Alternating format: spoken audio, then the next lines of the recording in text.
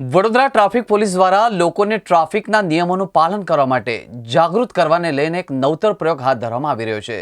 હાલમાં શહેરમાં 40 સ્થળોએ લાગેલી પબ્લિક એનાઉન્સમેન્ટ સિસ્ટમ થકી લોકોને માહિતગાર પણ કરવામાં આવી રહ્યા છે। આ કામગીરીનું નિરીક્ષણ કરવા માટે ટ્રાફિક એસીપી વ્યાસ પણ પહોંચ્યા હતા, જ્યાં તેમણે સિગ્નલ પર ઊભા રહેતા લોકોને કેવી રીતે જાગૃત કરવામાં આવે છે તે અંગેની વિગતવાર માહિતી પણ આપી હતી।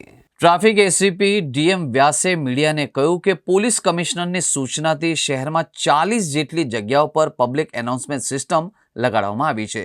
તેનો ઉપયોગ કરીને ટ્રાફિકમાં જે વાહન ચાલકોને અવરજવર સરળ બનાવવાનો પ્રયાસ કરવામાં આવી રહ્યો છે, જેમાં ઝેબ્રા ક્રોસિંગની પાછળ ઊભા રહો, હેલ્મેટ તથા સીટ બેલ્ટ પહેરતો, સિગ્નલ ન તોડો, ચાલુ વાહને મોબાઈલ પર ફોન પર વાત ન કરો, એ પ્રકારે વાહન ચાલક તથા અન્યને નુકસાન ન થાય તેવા પ્રયત્નો કરશે।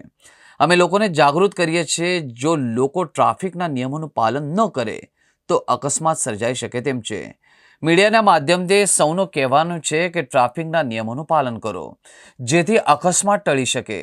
તાજેતરમાં જ વડોદરામાં રાષ્ટ્રીય સડક સુરક્ષા માસની ઉજવણી પૂર્ણ થઈ છે। આ ઉજવણી દરમિયાન વડોદરા શહેર ટ્રાફિક પોલીસ દ્વારા 90થી વધુ વિવિધ કાર્યક્રમો કરીને લોક જાગૃતિના પ્રયાસો કર્યા હતા।